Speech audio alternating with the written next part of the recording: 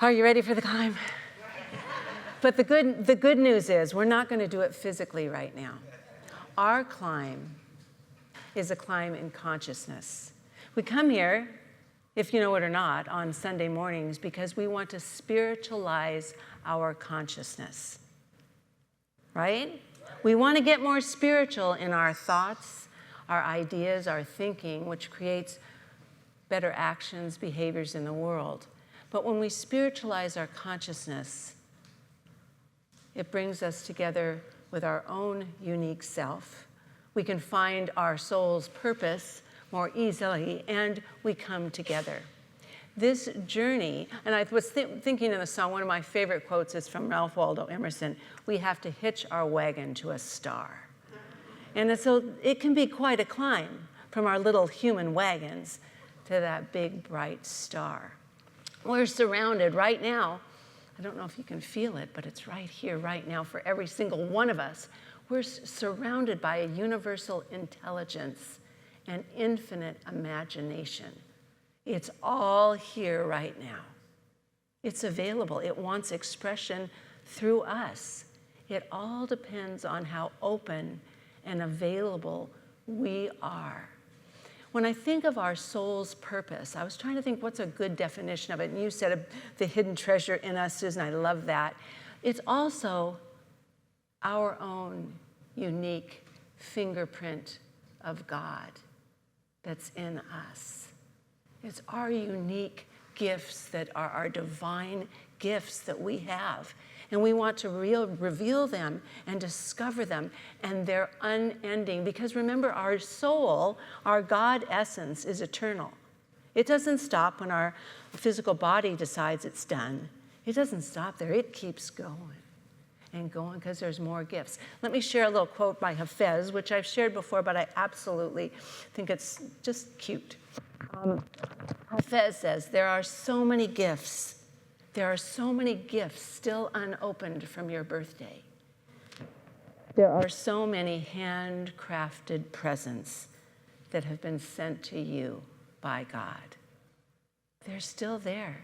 They're never ending. It's not like Christmas when you open all your presents and wonder if there's still more, because there are. They're always there, and they're for us to keep revealing.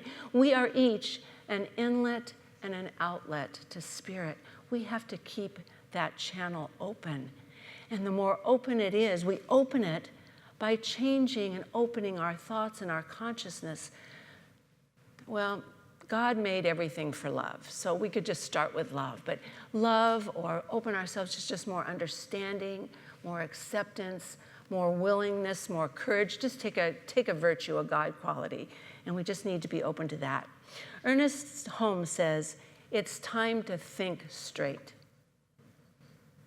to release and erase all false opinions, false ideas.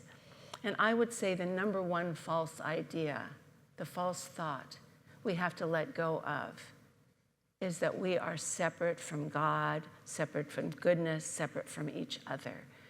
You know, I talked with a lot of people in my own family and in friends and people here, and there was a real unifying theme going on this week about feeling fearful of being alone and abandoned in the world and feeling scared. And I think that's a feeling we all have, don't you? That at times we feel alone, and it gets scary when we're there because we forget we have these amazing, larger thoughts we can grasp. Well, what came to mind for me is several big conventions I've been to, there's been a wonderful man who has spoken.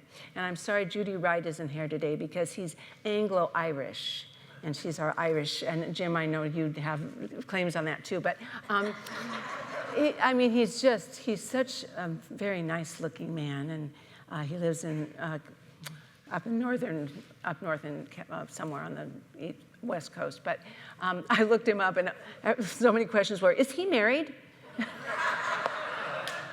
The answer is yes, but it was really cute. I thought, yeah, he's a great guy. He's a poet, David White. And his poems, when he reads them, are just, they're so soul expanding and opening. But it made me think of a poem he wrote. And this is only, I did a little synopsis of the poem because it's really quite long, and I read the whole thing to Kirk, and he got bored, so I said, okay, I'll cut it down. I'll cut it down. But it's called Everything is Waiting for You. And he said, your great mistake is to act the drama as if you were alone. To feel abandoned is to deny the intimacy of your surroundings. Can you feel it? The intimacy of the surroundings. Surely even you, at times, have felt the grand array, the swelling presence, the chorus crowding out your solo voice. Put down the weight of your aloneness and ease into the conversation. Ease into the conversation. Everything is waiting for you. Everything is waiting for you. We can connect with that special place in us. As Susan said, being alone and listening. We have to be there to listen, but we can connect with that thought if we start washing away on that windows of our soul that gets covered up, mudded, whatever you want to say, by our false thoughts and beliefs. And if we start spiritualizing, thinking our spiritual thought, life is good, the universe is always for me, I'm never alone, there are possibilities, unlimited solutions around me all the time. If we can start thinking that, we can start seeing that everything is for us right here and right now. Hafez said a quote I thought I loved too, another one. He said, God revealed a sublime truth to me when he sang, because our soul loves to sing. I am made whole by your life. Each soul completes me. I'm made whole by your life. I don't judge you. I mean, this is Spirit saying this. I don't judge you for where you are in your evolution. I love you wherever you are, whatever you're doing. I'm made complete because your job here is to express me. Your hands are my hands. What you do, I do. How beautiful is that, to think of that we are the inlet and outlet of Spirit. And the power of God wants to express through us all the time. We just need to be that open space and let it do that. Let it express as us. We need to stretch our intellect. And what Ernest Holmes says, which is such a beautiful way when things are just, I don't know, when life isn't quite going my way, my mind can get very confused. I can feel, oh, what do I do? And I want to, but if he says, there is a language beyond the intellect. There's a language beyond the intellect. It is the language of soul.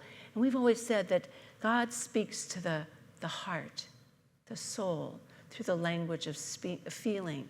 And if we stretch our thoughts, it's like that wagon and that star, we have to stretch our intellect to start embracing more. The intellect alone will only get us so far. And we start getting confused, or we start getting negative, or we start doing something bad.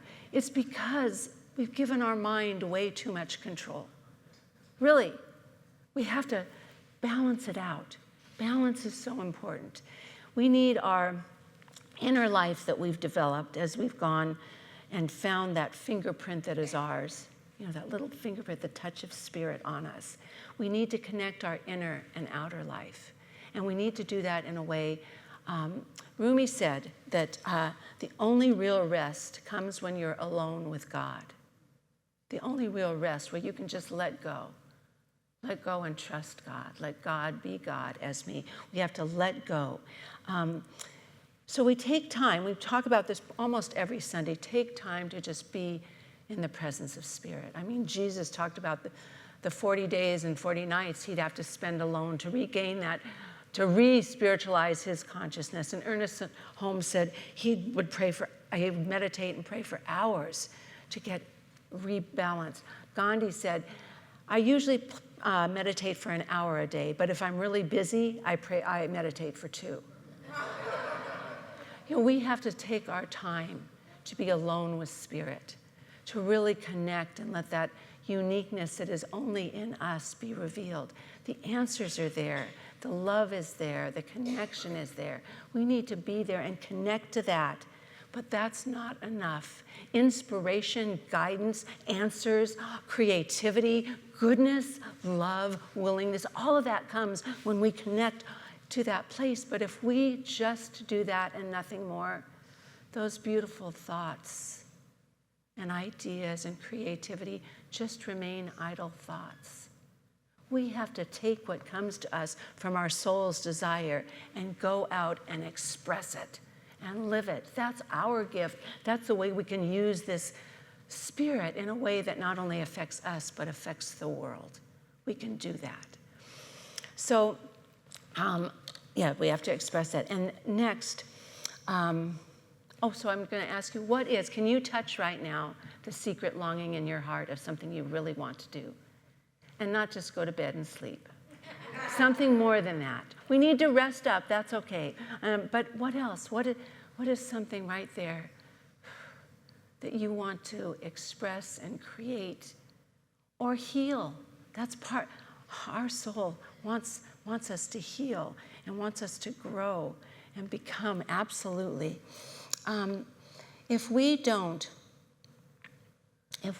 truly stop looking outside for the answers and start looking inside for the answers, there comes something that's called divine homesickness, divine disconnect. Because we know we can have fun out here in the world, of course, but if we're not absolutely connected to what our soul wants, which is love, creativity, caring, connection, joy, beauty, peace, quiet, all of that, if we're not connected to that, we'll feel unfulfilled. It doesn't matter how much money, how much power, how much sex, how much joy you have.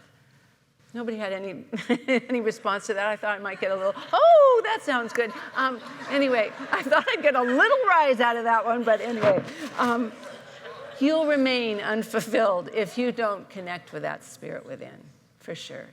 So but right before we do our prayer wall, I want you to just get in that place of being open to something more, because I know it's a little hard when we're, sitting here, what's my soul's desire? That fingerprint of God, do I need to wash it off, or what do I need to do, to get there? But I want you to just be available. That's simple as that. And I'm going to read you another poem from David White. And before I do that, we need to redirect our motivation in life. We need to really want to bring what's within, what's without as possibilities and newness. And this poem is called Just Beyond Yourself. And this wasn't quite as long, so I'm going to read the whole thing.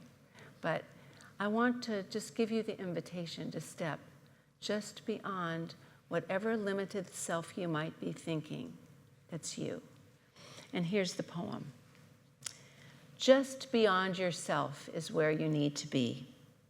A half step into self-forgetting. A half step into self-forgetting. And the rest restored by what you'll meet. There's a road always beckoning, where you see the two sides of it closing together at the far horizon and deep in the foundations of your heart. At exactly the same time, that's when you'll know that this is the road to follow. This is the road to follow. That's how you know where you have to go. That's how you know where you'll have to go. Just beyond yourself is where you need to be. Isn't that just a beautiful thought? To think there's always a little more to me than I know. And if I can just know that, you don't always have to live right in that. But if I can know there's something just beyond where I am right now, something more for me, think how much lighter you'll feel and how beautiful it is. So as our practitioners and ministers come and make a beautiful wall of prayer, making this a dome of spirit right now, as they come to the front, please, I want you to be thinking, what are you open to right now to bring more spiritualization to your consciousness, more love in your heart, more joy in what is and what is meant to be. Life is unfolding for us at every moment, and God made everything for love. On this journey home, we are guided, we are ignited, we are together, and we say thank you, thank you, thank you. And so it is.